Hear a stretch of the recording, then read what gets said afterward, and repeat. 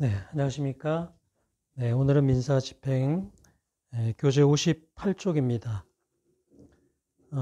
집행에서 이제 압류를 하고 그 다음에 현금화를 했으면 다음은 이제 배당 절차로 들어가게 됩니다. 그래서 채권자들에게 권리 순위에 따라서 이제 배당을 하게 되는데요. 구체적으로 그러면 어떻게 배당을 하게 되는지 배당 연습을 하도록 그렇게 하겠습니다. 여러분 교재 58쪽 보시면요. 맨 앞에 이제 표를 하나 제가 넣어놨습니다. 이 표는 현재 이제 주택임대차 보호법상의 우선 변제권, 또 최우선 변제권에 관한 그 변천된 내역을 그렇게 이제 제가 표로 넣어놨는데요. 맨 밑에 이제 현재를 기준으로 보면은요, 최우선 변제권을 이제 받기 위해서는 소액 보증인에 해당해야 되는데, 서울의 경우는 1억 1천만 원, 또 과밀 억제 권역 1억 원, 또 광역시 6천만 원, 기타 지역 5천만 원 이렇게 각 지역마다 약간의 이제 물가 어떤 그 차이가 있기 때문에 지역마다 이제 이런 차이가 있고요. 그 다음에 이제 최우선 변제 받을 수 있는 금액은 이런 소액 보증인 중에서도 서울의 경우는 3,700만 원, 과밀 억제 권역은 3,400만 원, 광역시 2천만 원, 기타 즉 1,700만 원, 그렇게 금액이 이제 되어 있습니다. 근데 이제 이게 계속해서 이제 물가가 이제 상승하는 거에 따라서 이제 상향이 되어 왔습니다. 그래서 그렇게 어떻게 상향되어 왔는지를 표로 이렇게 기재를 해놨습니다. 그래서 여러분이 이제 어떤 배당을 한다라고 했을 때 지금은 이제 이렇게 돼 있지만은 또 이제 부동산의 저당권이 설정이 되어 있으면요, 저당권 설정한 그때 기준으로 봐야 됩니다. 이거를요. 그래서 그 저당권이 설정할 당시에는 소액 보증인 요건이 어떻게 됐는지, 그리고 최우선 변제를 얼마까지 해줬는지, 그거를 확인해서 저당권자하고의 우선순위, 그리고 최우선 변제 받을 수 있는 범위, 그거를 정해야 되기 때문에요. 요 표를 기억해 두실 필요가 있습니다. 그래서 이 배당 연습에 들어가기 전에 주택임대차 보호법에서 인정하고 있는 이제 우선 변제권, 최우선 변제권, 대항력 이런 부분을 한번 살펴보겠습니다. 그 주택임대차 보호법에서는요, 주된 이제 보호를 해주고 있는 게 대항력, 그 다음에 최우선 변제권, 또 우선 변제권, 이런 겁니다. 그래서 이제 입주 전입 신고를 하면 대항력이 생기고요. 그리고 그 사람이 소액 보증인에 해당한다. 좀 전에 봤던 그 표에 해당하는 소액 보증인에 해당하면 이렇게 최우선 변제권을 받을 수가 있습니다. 그리고 이제 확정일자를 받으면은 우선 변제권까지 갖게 됩니다. 그래서 주택임대차 보호법에서의 그 어떤 입주 전입신고 확정일자 이런 걸 받았을 때 보호를 해주는데, 대항력 최우선 변제권은 입주 전입신고가 요건이고요. 우선 변제권은 확정일자까지가 요건이 된다. 상가 건물 임대차 보호법도 이제 비슷한 구조로 되어 있는데요. 거기는 이제 전입신고 대신에 사업자 등록을 받는 것이죠. 세무서에서요. 그것만 빼고는 나머지는 이제 요건이 거의 같다고 보시면 됩니다. 그리고 이렇게 이제 우선 변제권이 이렇게 발생을 할 때, 이 우선 변제권이 있으면은 마치 저당권을 설정한 것과 비슷한 효과가 있습니다. 그래서 저당권을 설정한 날에 우선 변제권이 발생을 합니다. 그래서 그 저당권자는 다른 채권자의 우선에서 이제 경매 절차에서 우선 배당을 받게 되는데요. 주택임대차에 있어서도 이렇게 입주 전입신고 확정일자까지 마치면 마치 저당권자처럼 우선 변제를 경매 절차에서 받을 수가 있습니다. 그 우선 변제를 받게 되는 기준일은요, 원칙적으로 확정일자를 받은 날입니다. 그래서 마치 확정일자 받은 날에 저당권을 설정한 것과 비슷한 효과가 발생한다. 그렇게 생각하면 돼요. 그런데 이 우선 변제권이 발생하기 위해서는요, 대항력이 전제가 돼야 됩니다. 대항력. 입주 전입 신고를 했을 때 이제 대항력이 생긴다고 했잖아요. 그 대항력이 있는 거가 전제가 되기 때문에 원칙적으로 우선 변제를 받게 되는 기준일은 확정일자이지만, 확정일자 받은 날이지만, 이 대항력 때문에 그 기준이 조금 바뀔 수가 있습니다. 자, 예를 들어서요. 6월 1일에 입주 전입 신고를 마쳤습니다. 세입자가요. 그런데 7월 1일에 확정일자를 받았다. 그러면 이미 대항력은 6월 2일 0시부터 발생해 있었죠. 따라서 7월 1일 날 확정일자를 받았다면 그날 바로 우선 변제권이 발생합니다.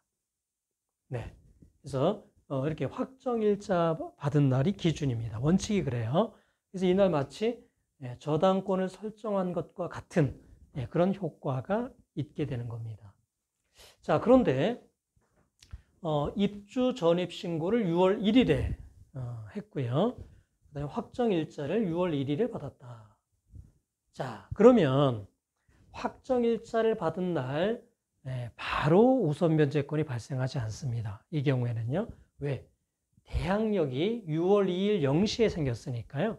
6월 2일부터 우선 변제권도 발생합니다. 자, 입주 전입 신고를 만약에 7월 1일에 했다 이거야. 그다음에 확정일자는 6월 1일에 받았다. 자, 확정일자는 6월 1일에 받았지만요. 대항력이 7월 2일 날 발생했기 때문에 우선 변제권도 7월 2일 날 발생하게 됩니다. 그러니까 원칙적으로는 확정일자 받은 날 이때 우선 변제권이 발생하지만 대항력 때문에 우선 변제효가 발생하는 날이 늦춰질 수가 있습니다. 조금 뒤로 갈 수가 있다. 자, 그래서 어떤 부동산 경매에 있어서요, 그 물건이 주택일 때는요, 항상 이렇게 세입자의 취우선 변제권이나 우선 변제권을 고려해서 배당을 해야 합니다. 자, 그래서 연습을 한번 해보도록 할게요. 59페이지에 보면은 1번 사례입니다. 자, 1번 사례를 보시면요. 배당 재단해서 5천만 원 그렇게 되어 있죠. 그러니까 지금 5천만 원을 지금 배당해 줄 게 있다라는 겁니다. 자, 거기 표에 보면은 권리자 가압류 3천만 원 갑. 그러니까 가압류권자가 있는 거예요. 갑. 가압류권자 갑에 가압류, 그러니까 청구 금액이 3천만 원인 가압류가 있는 거고요. 다음으로 근저당 5천만 원 을. 을의 근저당권이 있는 겁니다. 피담보 채권은 5천만 원이라는 것이죠. 그러니까 이 경매 부동산에는 갑의 가압류가 먼저 설정이 되어 있었습니다. 이건 등기부에 보면 갑구에 이렇게 기재가 되겠죠. 그 다음에 을의 저당권, 근저당권이 설정되어 있었습니다. 이건 이제 을구, 등기부에 보면 을구에 기재가 되어 있습니다. 자, 이 부동산이 경매에 넘어가서 지금 이제 5천만 원을 가지고 이제 배당을 해준다고 했을 때요. 갑과 을을 갑과 을에게 어떻게 배당을 해줄 것인가 문제됩니다. 자, 배당은요, 우선순위에 따라서 배당을 합니다. 우선권이 있는 사람에게 먼저 배당을 하고요. 그 다음 순위자에게 배당을 하고 이렇게 우선순위에 따라서 배당을 하게 되는데요. 자, 요 사안과 같이 가압류가 먼저 되어 있고 그 다음에 근저당이 설정되어 있으면은요, 누가 우선할까요? 갑과 을 누가 더 우선할까요? 자, 이런 경우에는요, 순위가 동순위가 됩니다. 자, 왜냐면요, 갑에 가압류가 이렇게 되어 있습니다. 예를 들어서 갑이 이렇게 A의 부동산에 대해서 이렇게 가압류를 했다. 자, 그런데 을이 이 부동산에 대해서 저당권을 설정했다 생각해 보세요. 저당권. 자, 가압류가 되어 있는 부동산에 저당권을 설정할 수 있겠는가? 설정할 수 있습니다. 압류, 가압류의 처분 금지율은 상대적입니다. 그러니까 압류, 가압류 이후에 모든 처분 행위가 금지되는 것은 아니고요. 압류, 가압류권자에게 대항할 수 없는 것입니다. 자, 그러면 요 가압류의 처분 금지효에 반하기 때문에 을의 저당권은요, 보통의 경우에는 우선 변제권이 있지만 요 가압류권자에 대해서는 우선 변제권이 없습니다. 우선 변제율을 주장할 수 없게 됩니다. 따라서 순위는 동순위가 됩니다. 따라서 이 부동산이 뭐 이렇게 B에게 낙찰이 됐다. 그러면 이 낙찰 대금에서 갑과 을은 순위가 같기 때문에요. 동순위로 안분 배당을 받게 됩니다. 자, 안분 배당이라는 건 뭐냐면은 채권에게 비례해서 받는 거예요. 그러니까 갑의 경우에 이렇게 배당할 금액인 5천만 원이에요. 갑과 을의 채권액을 합치면 8천만 원이죠. 그 중에 갑은 3천만 원입니다. 이렇게 채권액에 비례해서 총 받을 채권액이 채권자들의 금액을 합치면 8천만 원인데 그 중에 갑의 비율은 3천만 원이다. 그럼 8분의 3 이렇게 해서 1,875만 원. 이 금액을 안분 배당 받게 됩니다. 을은요, 5천만 원 중에 8분의 5죠. 8분의 5. 8천만 원 중에 5천만 원을 배당을 받아야 되니까요. 이렇게 자기의 채권에게 비례해서 안분을 하게 됩니다. 그러면 3,125만 원을 배당받게 됩니다. 자, 다음 2번 사례입니다. 자, 배당액은 5천만 원입니다. 5천만 원을 이제 배당을 해야지 되는데요. 자, 권리자를 보니까 맨 앞에 갑의 가압류 2천만 원이 있습니다. 갑의 가압류 청구 금액은 2천만 원이고요. 자, 그 다음으로는 을의 근저당권입니다. 3천만 원이 설정되어 있습니다. 다음은 병의 가압류 3천만 원입니다. 자, 그러면 이 경우도 이제 순위에 따라서 배당을 이제 해야 되니까요. 자, 권리의 이제 순위를 따져봅니다. 자, 먼저 갑을 기준으로 보시죠. 자, 갑은 근저당권자인 을에 대해서는 순위가 어떨까요? 가압류 근저당은 동순위라고 했죠. 그래서 갑은 을에 대해서 동순위가 됩니다. 자, 다음으로 갑은 병에 대해서는 순위가 어떻게 될까요? 가압류, 가압류죠. 자, 가압류, 가압류권자끼리는요, 동순위입니다. 원래 가압류는요, 우선 변제권이 있지는 않죠. 저당권과 같은 우선 변제권이 있지는 않습니다. 그러니까 저당권이라고 하면요, 1번 저당권이 우선하고 그 다음이 2번 저당권이죠. 3번 저당권이 있다면은 1번 저당권, 나머지 2번 저당권이 또 배당받고 나머지는 3번 저당권이 배당받습니다. 순위에 따라서 이제 우선 변제권이 정해지는데요. 가압류의 경우는 그렇지 않고요. 부동산에 가압류가 있다.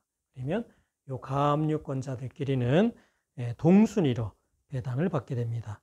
자, 따라서 갑을 기준으로 봤을 때는요, 갑을병이 다 동순입니다. 따라서 안분을 하게 되는데요. 5천만 원을 배당할 게 있으니까 그 중에 갑의 몫은요, 총 채권자들의 채권을 합친 금액이 8천만 원이고 그 중에 갑은 2천만 원이니까 8분의 2를 안분받게 돼서 1250만 원을 배당받게 되고요. 자, 을은 8분의 3을 배당받게 됩니다.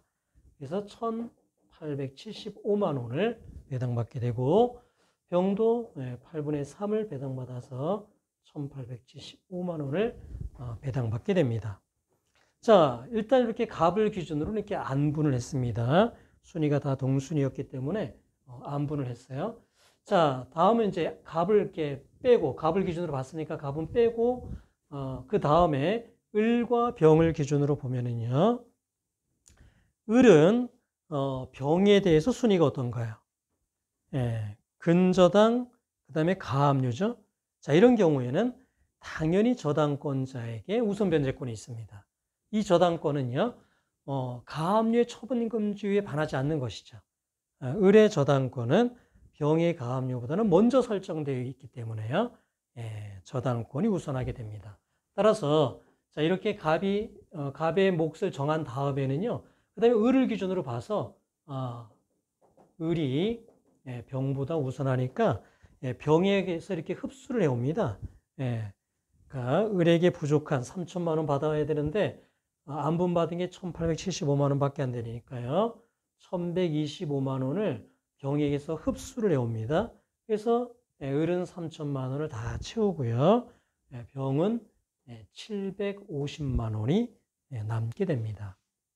자, 이거를 안분 후 흡수배당이라고 합니다. 우리 그 집행법상 배당의 가장 기본이 되는 게 이런 안분 후 흡수배당입니다. 일단은 이렇게 순위가 같거나 때로 순위가 모순되는 경우도 있는데요. 일단은 그런 경우는 안분을 합니다. 그리고 흡수배당, 그래서 선순위자가 후순위자에게 흡수해 오는 방식으로 배당이 이루어지게 됩니다. 그래서 이 경우에 먼저 안분을 했죠. 그 다음에 갑을 기준으로 안분하고 이제 갑이 나가면 그 다음에 을을 기준으로 보면 을은 병에 대해서 선순위니까 흡수해 온다 이거야. 그래서 결국 갑은 1250만 원, 여기 처음에 안분 받았던 거 있잖아요. 요거를 배당받게 되고요. 을은 흡수까지 왔으니까 3천만 원을 다 채우고요. 병은 750만 원이 남게 됩니다. 자, 3번입니다. 자, 3번은 배당 재단이 5천만 원입니다. 자, 권리의 내용을 보면은요, 갑의 가압류가 먼저 설정되어 있습니다. 3천만 원, 청구 금액이 3천만 원인 갑의 가압류가 이제 설정이 되어 있고요. 자, 그 이후에 소유권이 이전됐습니다. 가압류가 된 이후에 소유권자가 바뀌었어요. 그 다음에 병의 저당권, 근저당권이 설정이 됐다. 자, 그리고 갑이 이제 어떤 집행 권한을 얻어서 경매를 신청한 그런 경우입니다. 자, 이런 경우에는 배당이 이제 어떻게 되냐면요. 자, 먼저 가압류를 먼저 했잖아요. 그죠? 가압류를 먼저 하고 그 다음에 소유권이 이전이 됐습니다. 자, 이렇게 되면은 이 소유권 이전은요, 이 가압류의 처분 금지효에 반하는 소유권 이전입니다.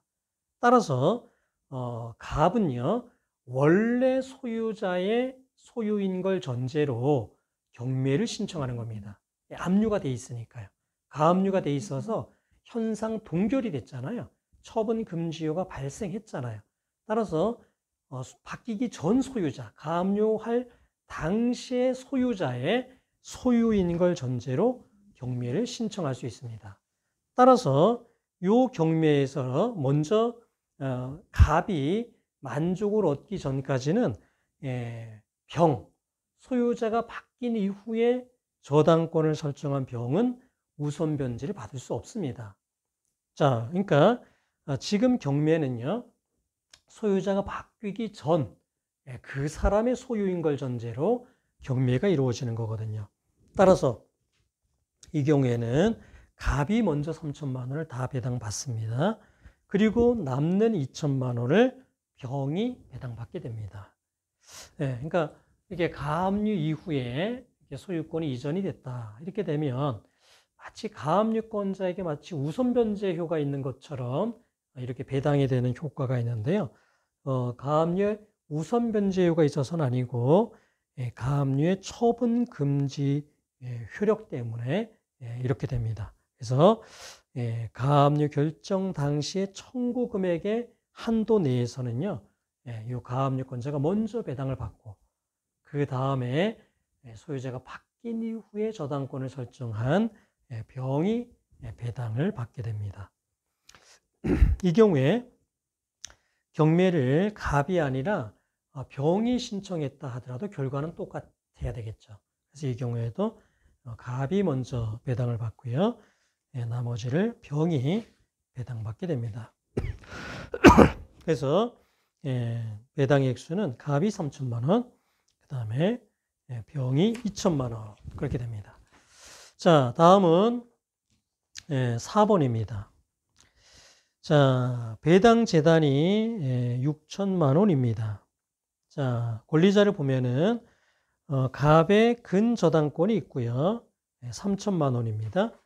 자, 다음은 을의 가압류 2천만 원이 있습니다. 그리고 병의 근저당 2천만 원이 있습니다. 자, 먼저 갑을 기준으로 한번 보시죠. 자, 우선 순위가 어떻게 될까요? 자, 갑은 을에 대해서 순위가 어떻게 됩니까? 근저당 가압류니까 근저당권이 우선합니다. 그죠? 근저당권이 먼저 설정됐잖아요. 뭐 가압류 처분 금지에 반하지 않죠. 근저당권이 먼저 돼 있으니까요. 따라서 갑은 을에 대해서 선순위가 됩니다. 자, 갑은 병에 대해서는 순위가 어떻게 될까요? 저당권, 그러니까 근저당, 근저당이죠. 이 경우에는 먼저 설정된 1번 근저당권이 우선하게 됩니다. 따라서 갑은 을병 모두에 대해서 선순위니까요. 갑이 먼저 3천만 원을 배당받게 됩니다. 자, 이렇게 3천만 원을 갑이 배당받고 나면 남는 3천만 원, 3천만 원이 남잖아요. 이 3천만 원은 또 을과 병의 순위에 따라서 배당을 받게 됩니다. 자, 그러면 을, 병의 순위는 어떻게 될까요? 자, 가압류 근저당권이죠. 순위가 동순위입니다. 그죠? 가압류의 처분금지에 반하는 근저당권이다 말이죠. 따라서 근저당권은 원래는 우선 변제율을 주장할 수 있지만 가압류의 처분금지에 반하는 근저당이기 때문에 이 가압류권자에게는 우선 변제율을 주장할 수 없다. 따라서 동순위가 되니까요. 을과 병이 요 남은 3천만 원을 채권에게 비례해서, 그래서 을과 병에 받을 채권에게 합계액은 4천만 원이잖아요. 그 중에 을이 2천만 원이니까 1,500만 원이고요. 병도 4천만 원 중에 2천만 원이니까 1,500만 원이 됩니다. 따라서 갑은 3천만 원을 배당받게 되고요. 을과 병은 1,500만 원씩 배당받게 됩니다. 자, 그 다음에 5번 사례입니다. 자, 배당 재단은 6천만 원입니다. 자, 권리자들을 보니까요. 먼저 갑의 가압류 4천만 원이 있고요. 다음으로 을의 저당권 3천만 원이 있고, 다음에 병의 근저당 5천만 원이 있습니다. 자, 다음으로 정의 가압류 2천만 원이 있습니다. 자, 먼저 갑을 기준으로 권리의 순위를 한번 따져보면요. 갑은 을에 대해서 순위가 어떻게 될까요? 가압류 저당이니까요. 동순위가 되죠. 자, 갑은 병에 대해서는 순위가 어떻게 될까요? 가압류 근저당이니까요. 동순위가 됩니다. 자, 갑은 정에 대해서는 순위가 어떻게 됩니까? 가압류니까요. 예, 동순위가 됩니다. 따라서 갑을 기준으로 봤을 때는 다 동순위니까요. 먼저는 안분하게 됩니다. 갑을 병정이 안분을 하게 됩니다. 그래서 6천만 원을요. 6천만 원을 총 채권액 중에 갑에 배당받을 채권액, 을도 총 채권액 중에 을에 배당받을 채권액, 이렇게 그거를 곱해주면 금액들이 나옵니다. 그래서 이렇게 안분을 먼저 하게 됩니다. 자, 그 다음에 갑이 이제 이렇게 안분 받았잖아요. 안분 받아 나갔으면 그 다음은 이제 을을 기준으로 한번 보셔야 돼요. 자, 을은요, 병에 대해서 순위가 어떻게 될까요? 을은 저당 근저당이니까요. 을이 선순위가 되죠. 따라서 을은 병에게 흡수해 올 수 있습니다. 뺏어 올 수가 있어요. 자, 을은요, 정에 대해서는 어떻게 됩니까? 저당 가압류니까요. 을이 우선합니다. 저당권이 우선하겠죠. 그죠? 그러니까 을은 흡수해 올 사람이 병정 둘입니다. 둘로부터 이제 자기 채권액이 만족될 때까지 이렇게 흡수해 올 수 있는데, 자, 그러면 누구에게 먼저 흡수해 오느냐가 문제인데요. 자, 이런 경우는 이제 흡수해 올 대상이 병정이니까 병정을 비교해 봅니다. 자, 병의 근저당, 정의 가압류. 자, 누가 우선할까요? 병이 우선하죠. 근저당이니까 근저당의 가압류도 먼저 설정되어 있으니까 병이 우선하게 됩니다. 따라서 을은 더 후순위인 정으로부터 흡수를 먼저 해옵니다. 자, 그리고 3천만 원을 다 채웠으면 되겠지만 3천만 원을 다 못 채웠으면 나머지는 이 병에게서 또 이렇게 흡수를 해오게 됩니다. 그래서 을은 이제 3천만 원을 다 채우게 되는 것이죠. 자, 그 다음에 세 번째로는요, 요 을까지 이제 정리가 됐으니까 그 다음에 병을 기준으로 봐야 되겠죠. 그래서 병과 정의 우선순위를 비교하는데요. 병이 정에 대해서도 우선하죠. 그래서 병이 정에게서 뺏어올 게 있으면 뺏어오고 뺏어올 게 없으면 못 뺏어오는 것이죠. 그래서 이렇게 먼저 갑을 기준으로는 동순위 이렇게 안분합니다. 그 다음은 을이 이제 흡수를 해와야 되는데 정에게서 먼저 흡수하고 그래도 3천만 원이 다 채워지지 않으면 병에게서 또 흡수를 해옵니다. 그렇게 하고 그 다음에 을까지 정리가 됐으면 이제 그 다음은 이제 병을 기준으로 병이 이제 정으로부터 흡수를 해오게 되는데요. 정에게 이제 흡수해올 금액이 안 남아 있을 수가 있어요. 여기 정이 이제 을에게 다 흡수를 당해서 없다, 여기가 0이다 라고 하면 여기는 이제 흡수해올 게 없게 됩니다. 자, 그래서 5번의 배당 액수는 과제입니다. 여러분이 요 배당이 이제 배당 금액이 어떻게 될지 그 부분은 계산을 해서 제게 이메일로 보내주시면 되겠습니다. 자, 다음은 6번 사례입니다. 자, 이제 6번 사례는 주택이 있는 경우입니다. 근데 주택의 경우에는요, 최우선 변제가 인정되는 그 금액이 지역마다 다르지 않습니까?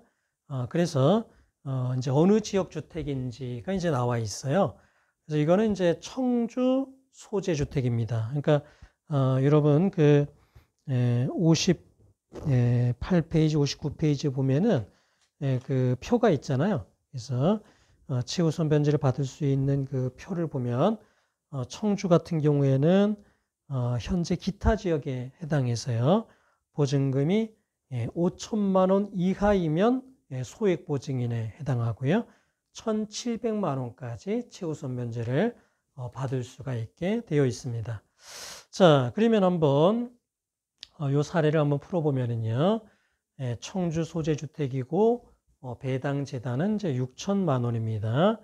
자, 권리자는 누가 있냐면 먼저 가압류 4천만 원, 갑이 이제 있습니다. 가압류권자 갑이 있고요.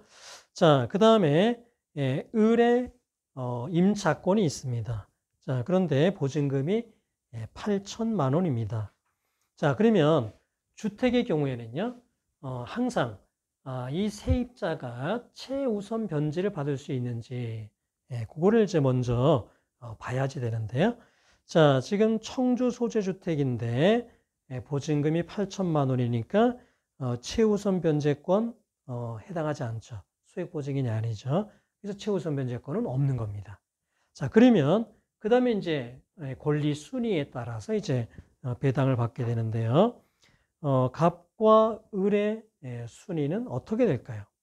그러니까 가압류, 그 다음에 세입자인데요. 자, 요 세입자는 이렇게 생각하시면 됩니다. 우선 변제를 받은 날, 그러니까 우선 변제권이 발생한 날, 그게 보통 확정일자 받은 날이 되겠죠. 그게 이제 대항력 때문에 조금 늦어질 수도 있다 그랬는데요. 원칙은 확정일자 받은 날입니다. 그러면 확정일자 받은 그 날을 기준으로 우선 변제권이 있다. 마치 저당권을 설정한 것과 유사하다. 이렇게 보시면 돼요. 그러면 가압류, 그 다음에 저당권의 경우는 동순이었지 않습니까? 마찬가지로 가압류, 그 다음에 우선 변제권이 있다라고 하면 이것도 동순이다. 이렇게 보면 됩니다. 자, 그래서 갑과 을은요, 순위가 동순위입니다. 그래서 갑과 을은 이 6천만 원을 배당재단 6천만 원을 채권에게 비례해서 이렇게 비례해죠. 1억 2천만 원 중에 갑은 4천만 원이고 을은 8천이니까요. 채권에게 비례해서 배당을 받게 됩니다. 여기는 2천만 원이고요. 여기는 4천만 원이 됩니다. 그래서 가압류권자인 갑은 2천만 원을 배당받게 되고요. 그 다음에 세입자인 을은 4천만 원을 배당받게 됩니다. 자, 그러면요. 세입자는 보증금 중에 반밖에는 못 받았습니다. 4천만 원만 받고 아직 4천만 원은 못 받았습니다. 그러면 을은요. 계속 대항력을 행사하면서 낙찰받은 사람에 대해서도 대항력을 행사할 수 있을까요? 그러니까 내가 아직 보증금 4천만 원 못 받았으니까 그거 받을 때까지 나는 목적물을 계속 점유하겠다. 이렇게 대항력을 행사하면서 살 수가 있을까요? 그렇지 않습니다. 나가야 됩니다. 대항력이 없어요. 없어집니다. 왜냐하면 우리가 전 시간에도 배웠지만은 경매 절차에서 무조건 소멸하는 권리가 있다고 그랬습니다. 저당권, 가압류라고 그랬죠. 그리고 저당권, 가압류 이후에 설정된 권리도 같이 소멸한다고 했죠. 자, 이 사안에서는 가압류가 먼저 설정되어 있었기 때문에 그 이후에 대항력이 생겼다 하더라도 경매 절차에서 이 대항력은 같이 소멸하게 됩니다. 소멸주의가 적용이 돼요. 그래서 을은 보증금을 다 못 받았지만 대항력이 없기 때문에 집을 비워줘야 합니다. 자, 그 다음에 7번 사례를 보겠습니다. 자, 서울 소재주택입니다. 자, 배당 재단은 6천만 원인데요. 자, 권리자를 보면은 자, 갑이 세입자입니다. 자, 갑이 보증금 5천만 원. 그래서 대항력을 먼저 취득을 했고요. 그 다음에 을의 가압류가 있습니다. 그래서 4천만 원의 청구 금액. 을의 가압류가 있고요. 그 다음에 세입자 갑이 확정일자를 조금 뒤늦게 받았습니다. 그러니까 갑은 전입신고만 먼저 해놨다가 가압류가 설정된 이후에 확정일자를 받은 거죠. 이런 경우가 실제로는 또 많이 있습니다. 현실에서는요. 자, 이런 경우에 이 주택이 경매에 넘어갔다. 그러면 어떻게 배당이 되느냐를 보면은요. 자, 서울 소재 주택이니까 최우선 변제권이 있는지를 보셔야 되는데요. 현재 서울은 1억 1천만 원 이하면 소액보증인이죠. 따라서 갑은 소액보증인으로서 최우선 변제를 받을 수 있습니다. 최우선 변제를 받을 수 있는 금액은 3,700만 원입니다. 그런데 최우선 변제 받는 거는요. 그 주택의 가액의 2분의 1을 넘을 수 없다라는 제한이 있어요. 그러니까 뭐 소액보증이 너무 많아가지고 최우선 변제 받고 나면 뭐 저당권자가 받을 게 없다 이런 이제 문제가 있을 수 있기 때문에 소액보증인이 받을 수 있는 최우선 변제의 범위는 목적물 가액의 2분의 1을 넘을 수 없다라는 제한이 있습니다. 자, 이 사안에서는 배당 재단이 이제 6천만 원인데요. 목적물의 가액이 한 6천만 원 가까운 거예요. 그래서 쉽게 그냥 6천만 원에 이제 이게 경매가 됐다라고 하면은 갑이 최우선 변제 받을 수 있는 금액은 3천만 원입니다. 원래는 이제 3,700이 맞는데 이 경우는 이제 목적물 가액의 2분의 1, 그 제한에 걸린다라고 해서 3천만 원을 최우선 변제를 받게 됩니다. 그러면 이제 나머지 3천만 원이 있잖아요. 나머지 3천만 원은 이제 갑과 을의 순위에 따라서 이제 배당이 될 터인데요. 갑과 을의 순위는 어떻게 될까요? 자, 이거는요. 가압류권자와 세입자의 우선순위는 어떻게 보느냐. 그러니까 가압류하고 저당권 비교하듯이 가압류 설정된 날과 우선 변제권이 발생한 날, 보통 확정일자가 된 날이겠죠. 그거를 가지고 비교를 합니다. 그런데 보면 가압류가 된 이후에 우선 변제권이 생겼어요. 가압류 이후에 확정일자를 받았습니다. 따라서 이거는 가압류 저당권이 동순위인 것처럼, 그죠? 을과 갑은 동순위가 됩니다. 그래서 안분 배당을 받게 돼요. 그래서 갑과 을은요, 이렇게 3천만 원을, 남은 3천만 원을 채권액에 비례해서 안분을 받게 됩니다. 자, 그래서 갑은 3천만 원을 받았으니까 2천만 원이 남았죠.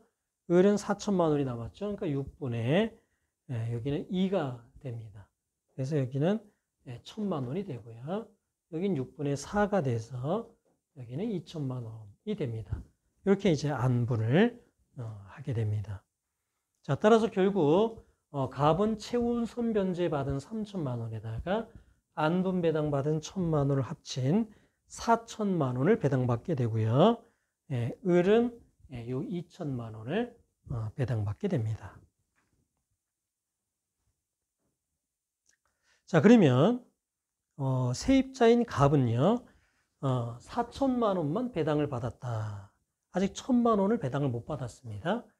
그러면 이 1천만 원을 받을 때까지 대항력을 행사하면서 계속 그 주택을 점유할 수 있을까요? 바뀐 소유자, 경매에서 낙찰받은 그 매수인에 대해서 대항력을 계속해서 행사할 수 있을까요? 가능합니다. 왜냐하면 이 경우에는 대항력이 먼저 생기고 가압류가 생겼습니다. 자, 경매 절차에서 무조건 소멸하는 권리는 뭐라고 했습니까? 저당권, 가압류. 그리고 저당권, 가압류 이후에 설정된 권리는 소멸주의가 적용된다고 했죠. 그런데 이 경우에는 대항력이 먼저 설정이 되어 있습니다. 따라서 이건 소멸하지 않고 인수됩니다. 인수주의가 적용이 되기 때문에요. 갑은 남은 4천만 원 배당받고 1천만 원 남았으니까 계속해서 대항력을 행사하면서 주택을 점유하면 됩니다.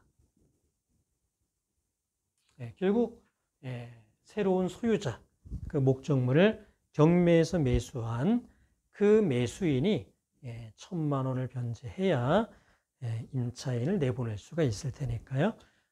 이런 분들은 이런 주택을 낙찰받을 때는 그것까지 고려해서 배당을, 그러니까 입찰 금액을 써서 제출해야 합니다. 자, 다음은 8번 사례인데요. 자, 이거는 과제입니다. 여러분이 8번 사례에서 어떻게 이제 배당이 될지를 한번 계산을 해보세요.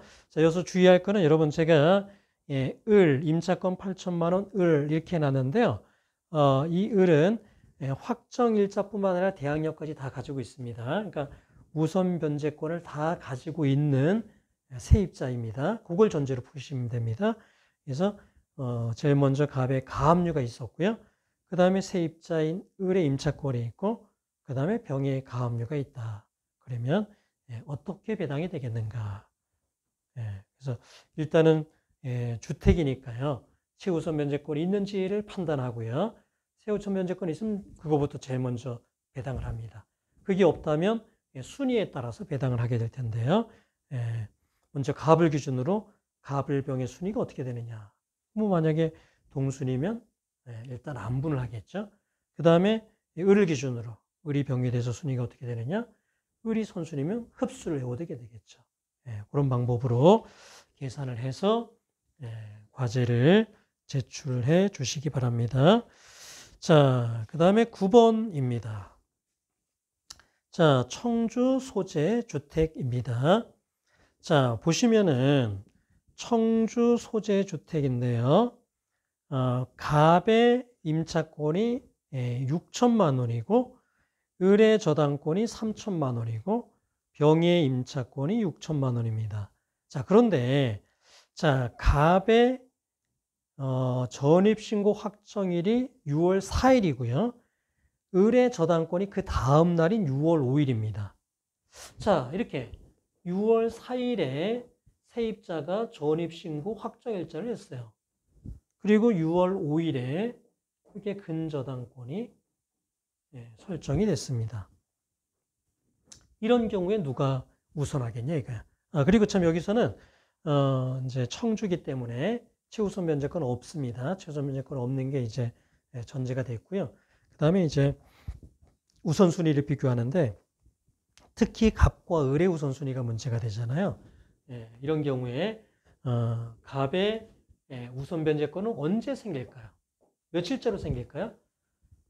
보통 확정일자 받은 날 우선 변제권이 생긴다고 했잖아요. 그런데 대항력이 전제가 돼야 되기 때문에 전입신고한 다음 날 6월 5일에 우선 변제권이 생깁니다.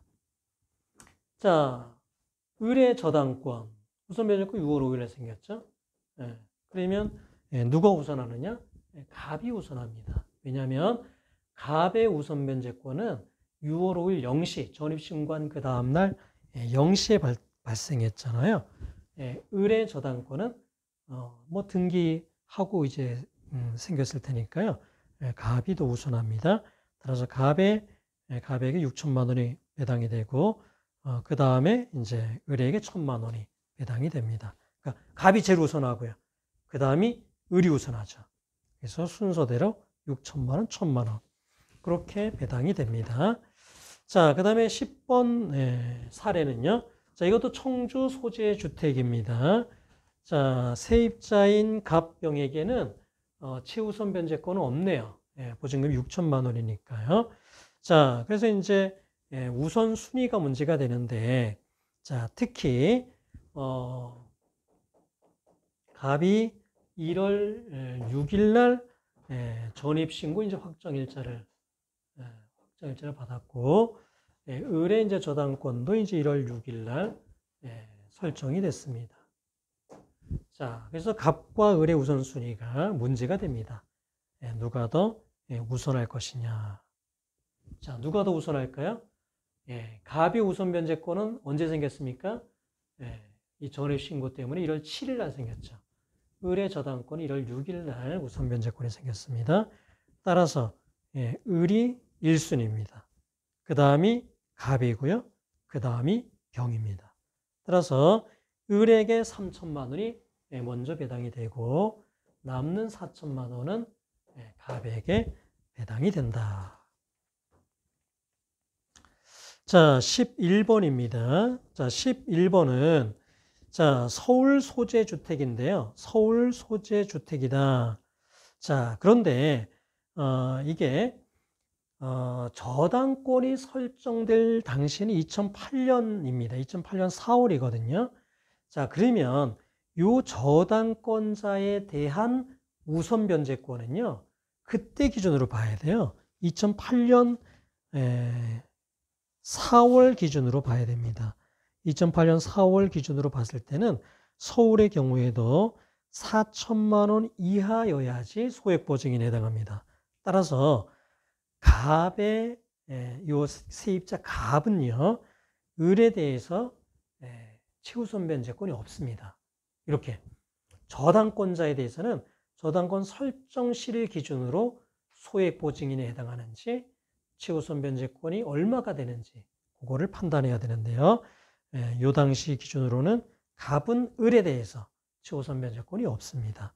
자, 그럼 이제 순위에 따라서 배당이 돼야 되는데요. 자, 갑과 을의 순위는 어떻게 될까요? 자, 갑은요, 2월 10일에 전입신고를 했고 4월 3일에 확정일자를 받았습니다. 자, 을은요, 4월 3일에 저당권을 설정을 했습니다. 갑의 우선 변제권은 언제 생기는지 보면은요, 대항력은 2월 11일에 발생하죠. 전입신고한 다음 날요. 그러니까 확정일자 받은 4월 3일 날 바로 우선 변제권이 발생하겠죠. 을도요, 4월 3일 저당권을 설정했으니까 그날 우선 변제권이 발생합니다. 따라서 동순입니다. 6천만 원을요, 갑과 을은 안분합니다. 그래서 갑은 11분의 5, 을은 11분의 6을 안분 배당 받게 됩니다. 자, 이렇게 배당 연습을 마쳤습니다. 그래서 배당이 이제 될 때 어떻게 되느냐. 우선순위에 따라서 배당이 된다. 그리고 이렇게 뭐 안분을 하고 또 우선순위자가 후순위자에게 흡수를 해오는 게 원칙이다. 그리고 주택 같은 경우에는요, 제일 먼저 최우선 변제권이 있는지 그거를 먼저 확인을 해야 돼요. 그래서 최우선 변제권을 먼저 배당해 주고 그 다음에 이제 권리 순위에 따라서 배당을 해주게 됩니다. 자, 여러분 교재 63페이지로 오면은요, 배당 이의 소송입니다. 그러니까 배당을 이제 했습니다. 배당 기일에 배당표를 작성해서 배당을 했습니다. 자, 그거에 이의가 있을 수 있어요. 뭐 이의가 있는 채권자도 있을 수 있고, 뭐 채무자가 이의가 있을 수 있습니다. 그런 사람은 배당 기일에 이의를 하고요. 그 다음에 배당표의 변경을 구하는 배당 이의의 소를 제기해야 됩니다.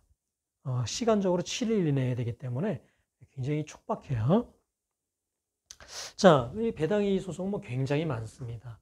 그래서 배당표에 이제 어떤 그 변경을 구하는 그런 소인데요. 현실에서도 굉장히 많은데요. 소송 절차에서 주의해야 될 게 원고가 배당이의 소송의 첫 변론기일에 출석하지 않으면 소를 취하한 것으로 봅니다. 아주 조심해야 돼요. 변호사들이 이 배당이의 소송을 각별히 주의가 필요한 소송인데요. 기일 해태, 뭐 기일에 불출석했다. 그런 경우에 일반 소송의 경우는 뭐 그렇게 그 기일 해태에 대한 제재가 그렇게 강하진 않죠. 그래서 뭐 원고가 한번 불출석을 했습니다. 그래서 피고도 뭐 불출석을 하거나 변론을 하지 않으면 쌍불이 되죠. 그죠? 쌍방 불출석이 되죠. 그러면 다음 기일을 잡잖아요. 근데 다음 기일에 원고가 또 불출석을 했다? 그래서 피고가 불출석하거나 변론을 안 했다? 2회 쌍불이 됩니다. 그럼 어떻게 됩니까? 그럼 법원에서는 기일을 안 잡죠. 그럼 원고는 기일 지정 신청을 하면 돼요. 한 달 내에. 기일 지정 신청을 하고, 그 다음에 이제 또 꼭 나가야 되겠죠. 근데 또 안 나갔다. 그러면 이제 소치하 간주가 됩니다. 그러니까 소치하 간주가 되는 게 뭐 이렇게 2회 불출석에 기일 지정 신청을 안 한다든가 아니면 기일 지정 신청한 이후에 또 불출석을 한다든가 이래야 이제 소치와 간주가 된다 이거야. 그리고 뭐 만약에 소치와 간주가 돼도 뭐 6개월 이내에 다시 소를 제기하면 돼요.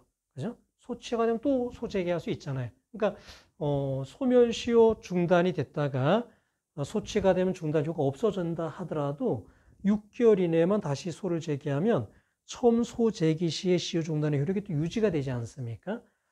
그런 걸 고려하면 소치와 간주에 의한 불이익이 그렇게 원고익이 크다고 볼 수는 없는데요. 배당이의 소송은 그렇지 않습니다. 첫 변론기일에 출석하지 않으면 바로 치하 간주입니다. 그럼 또 제기할 수 있느냐? 그렇지 않아요. 배당이의소는요. 배당 기일에 이의를 제기하고 7일 이내에 해야 되기 때문에 그냥 끝나는 겁니다. 그래서 뭐 부당이득 반환 소송이 가능하면 모르겠지만 그게 불가능할 수도 있기 때문에요. 각별한 주의가 필요한 게 요 배당 이의 소송입니다. 자, 그 다음에 64페이지요. 자, 그 박스 위에 위에서 세 번째 줄 보면은 판결의 효력은 채권자가 소를 제기한 경우에는 원고와 피고 당사자 사이에서만 미친다라는 겁니다. 그러니까 배당에 이제 어떤 이의가 있는 채권자가 만약에 다른 채권자를 상대로 너가 더 받아갔다라고 소송을 제기하면요, 그 상대적으로만 그 둘 사이에서만 배당표가 변경이 됩니다. 배당표를 아예 모든 채권자에서 다시 짜낸 건 아닙니다. 그 당사자 사이에서만 효력이 미칩니다.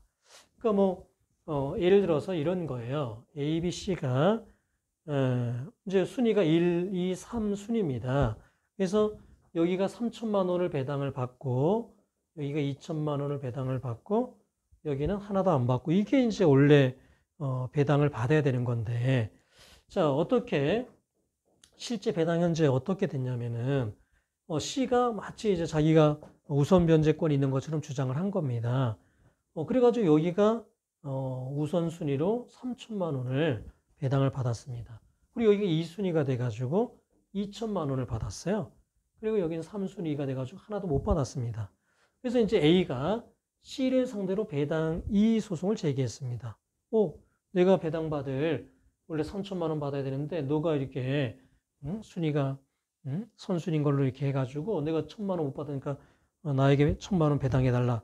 그렇게 되면 어떻게 되냐면 여기가 1천만 원을 가져갑니다. 그래서 여기가 3천만 원이 되고요. 여기는 2천만 원이 돼요. 이렇게 배당표가 된다는 거예요.